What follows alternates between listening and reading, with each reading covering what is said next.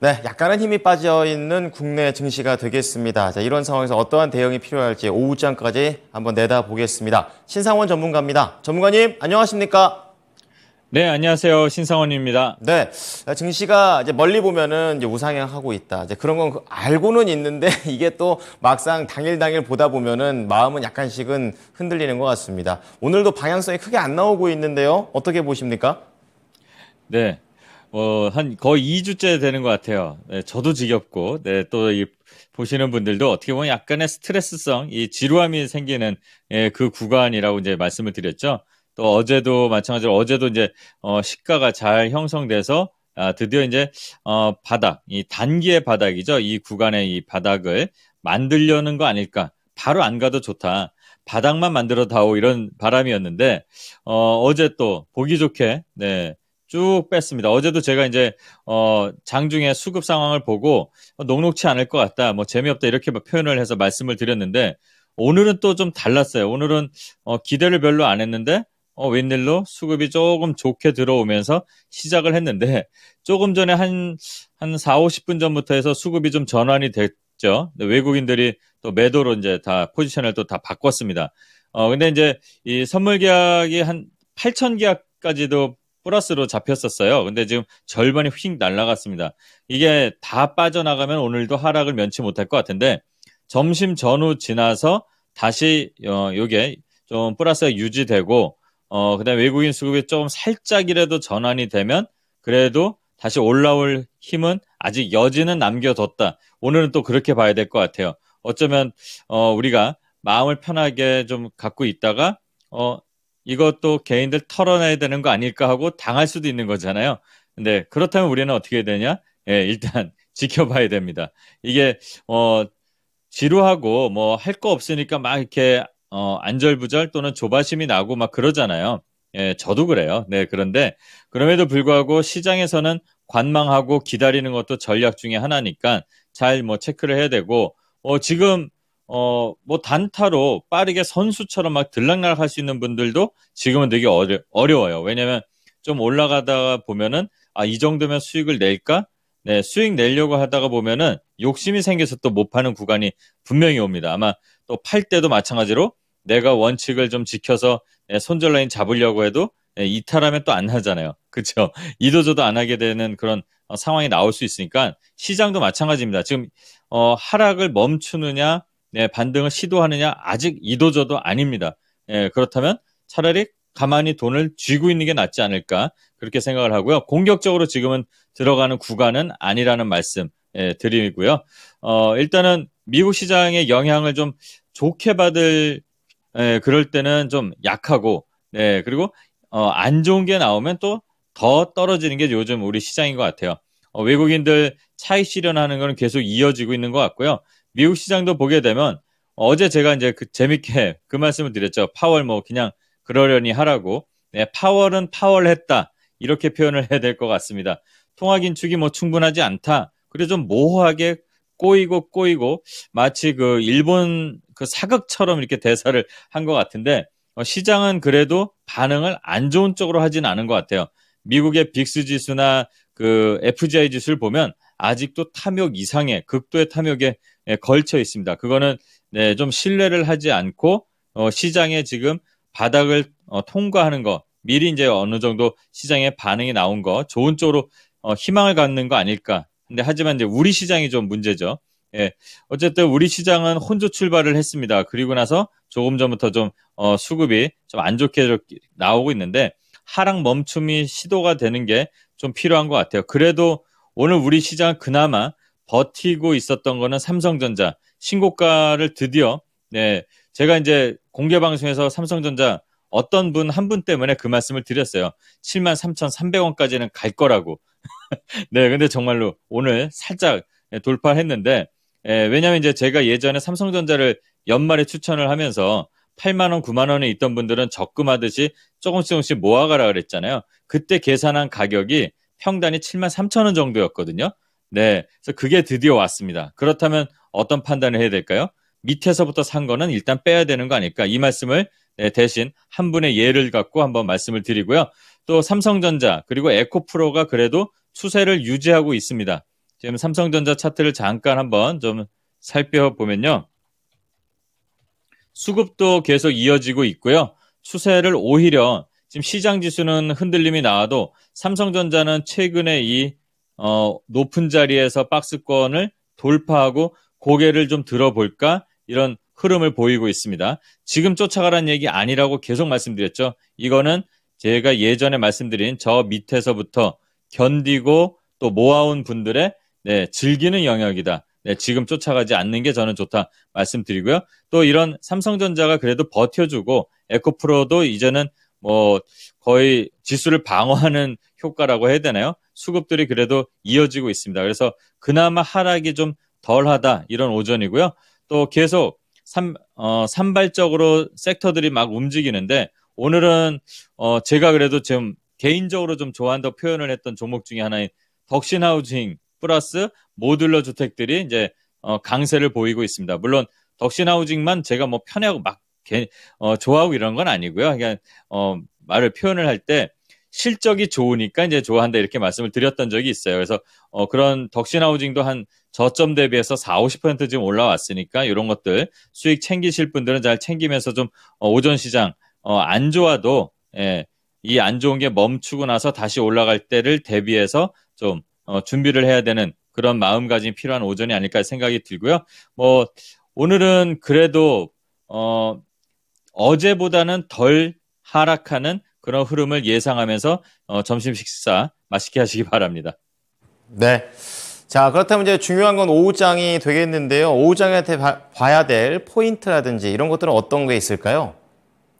네, 일단 중요한 거는 삼성전자가 이렇게 72,800원, 뭐 73,000원 요 흐름에서 잘 마무리가 되는지도 살펴봐야 되고 그다음에 이제 수급이 어떻게 될지 살펴봐야 될 것 같아요. 그리고 오늘 시장도 보게 되면요. 일단은 아까 그 수급 관련해서 좀 말씀을 드렸지만 네, 이 외국인 매도세가 멈추지 않는다면 네, 오늘도 좀 공격적인 대응은 안 하시는 게 저는 좋다 말씀드립니다.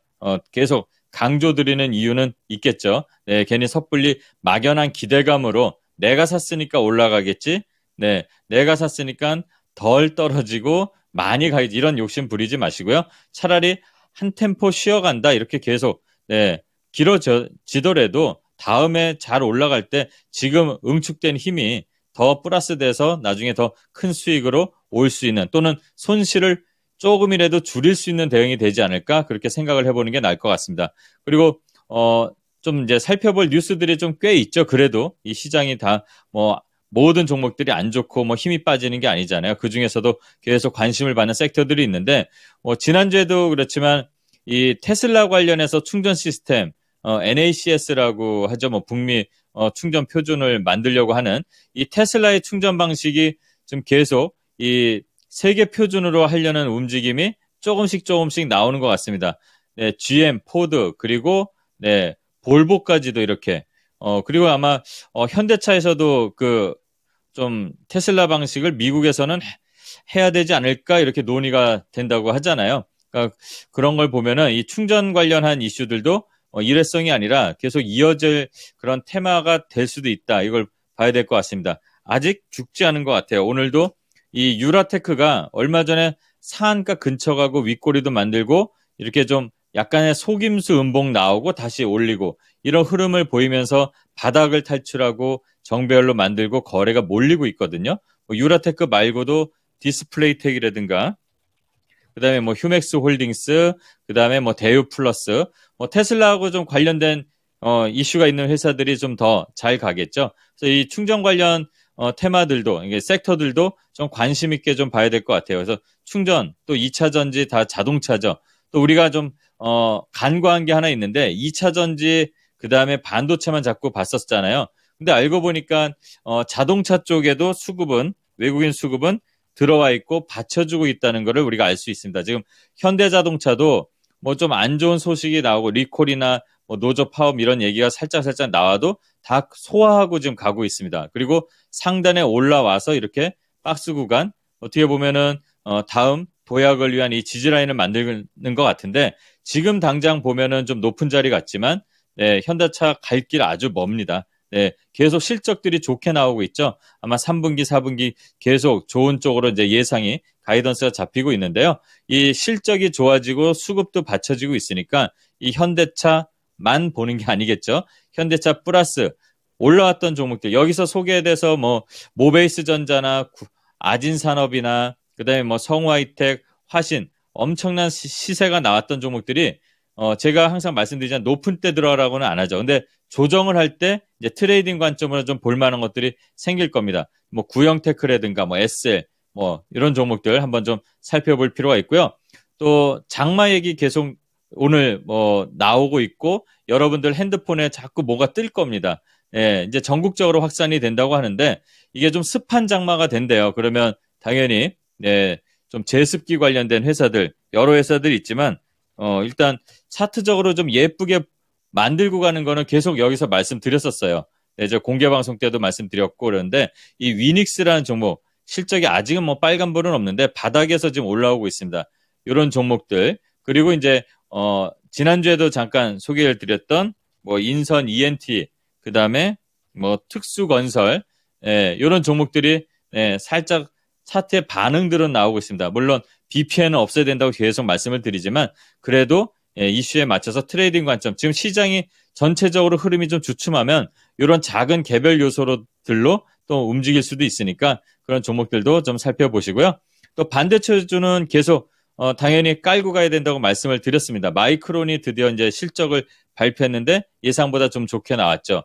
이게 이제 반도체 바닥론 기대감을 더 강화하는 그런 기대 심리로 갈 거고 이제 다음 주가 지나서 그 삼성전자 실적 컨센서스 이쯤 2천억이다. 또 어디서 이제 리포트로는 뭐 몇천억 계속 얘기 나온다고 반복적으로 말씀을 드렸죠. 그게 이제 중요한 고비가 또 될 것 같아요. 그때까지 이제 반도체 관련 흐름도 계속 살펴봐야 될 것 같고요. 또 재밌게 좀 봐야 될 뭐 뉴스플로 몇 개가 있는데 서울시에서 이 4조 정도 투입해서 정수장, 상수도관 정비를 좀 한다고 합니다. 그러면 이제 전통적으로 이런 뉴스에 반응되는 애들 있죠. 뉴보텍 오늘도 윗골이 이렇게 다는데요. 거래가 좀 들어왔다는 거 보고 차트가 만들어지려고 하는 흐름이 있습니다. 뉴보텍도 있고 시노펙스, 뭐 한국주철관 이런 종목들. 그다음에 이제 뭐 이 정화하는 데 필요하니까 뭐 필터, 뭐 피코그램이라든가 그다음에 이제 뭐 한독크린텍 이런 종목들 한번 이런 것들도 좀 개별 요소로 이렇게 좀 살펴볼 이슈인 것 같아요. 그리고 상반기에 좀 얘기가 나오다가 시세가 조금 나오다 말았던 뭐 양자 컴퓨터 138조 원의 뭐 시장 뭐 전쟁이다 이러면서 지금 우리나라에서도 이제 얼마 전에 27일이죠. 전략이 이제 나왔는데 오늘 뭐 포스코에서도 프랑스 기업하고 양자 컴퓨터 개발 기술 개발 이제 협력을 하는 것 같아요. 이렇게 조금씩 퍼지고 있으니까 양자 컴퓨터 관련된 종목들 다 아시죠? 여기서 나왔던 거 KCS, 뭐 엑스게이트, 드림 시큐리티 이런 종목들 보시고요. 또 실적이 계속 좋아진다는 얘기가 오늘도 끊이지 않고 나오는 이번 주에 뉴스플로에는 LCC가 아마 빠지지 않을 겁니다. 그래서 제주항공, 뭐 티웨이, 뭐 진에어 이런 종목들 계속 1분기, 2분기, 3분기 좋아진다고 합니다. 이런 것들 보시고요. 또 앞서도 뭐 연구원님께서도 말씀해 주셨지만 세계 각지에 이제 곡물 수확 어려움들이 있습니다. 뭐 슈퍼 엘니뇨 그리고 또 뭐 7월 달에 러시아 곡물 협정 이슈도 있고 그래서 이 곡물 관련 종목들은 아직 끝나지 않았습니다. 기존의 뭐 신송홀딩스나 인상가나 이런 종목들도 좀 거래가 많이 들어와 있고 팜스토리나 이런 한일 사료들도 그렇지만 장마 오고 다시 가을이 오게 되면 종묘에 대한 좀 관심도 있을 것 같아요.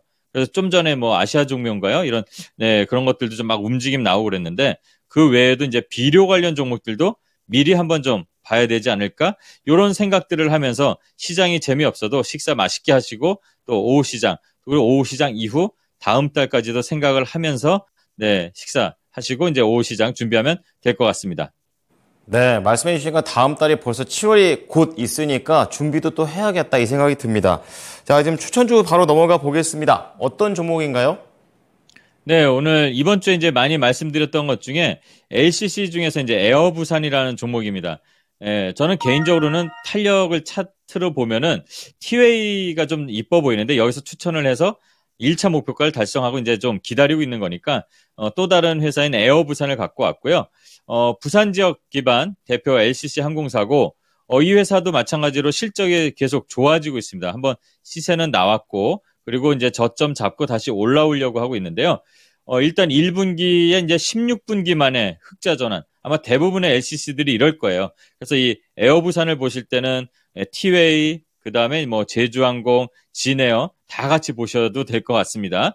예. 그리고 이제 이 회사의 이제 좀 장점이라면, 인천에서도 지금 이제, 출항을 하고 있습니다. 예, 하고 있고, 그리고 단점으로 우리나라 이 항공사에 좀 있는 게 뭐냐면 중국에 대한 좀 트러블 때문에 이슈잖아요. 근데 이 회사는 일본, 동남아 국내선이 거의 99%고 중국 관련해서는 1%밖에 안 됩니다. 네. 그러니까 좀 영향이 좀 덜하다는 장점 아닌 장점, 그리고 이게 또 아시아나가 대주주다 보니까 이게 지금 합병 승인의 이슈 중에 하나 이제 이 회사 에어부산을 매각을 하느냐 어떻게 정리를 하느냐 이런 게 좀 있습니다. 그래서 그런 이슈에도 좀 반응할 수 있는 끼도 좀 갖고 있기 때문에 이 에어부산을 좀 갖고 왔고요. 현재가에서 아래로 지금 뭐 마침 또 밀리고 있으니까 천천히 낚시하듯 네 이걸 접근해 보면 될 것 같고요. 손절가는 2,900원, 그리고 목표가는 1차로 3,800원 설정하고 대응해 보면 될 것 같습니다. 네, 또 하나의 LCC 항공사 에어부산과 관련해서도 오후장에 잘 지켜보겠습니다. 감사합니다, 전문가님. 네, 감사합니다. 신상원이었습니다. 네. 자, 지금까지 투자 판단에 도움이 될 수 있는 정보를 제공해 드렸습니다. 하지만 특정 종목의 상승과 하락을 보장하지는 않으니까요. 참고해 주시기 바랍니다. 오후장도 힘내십시오. 고맙습니다.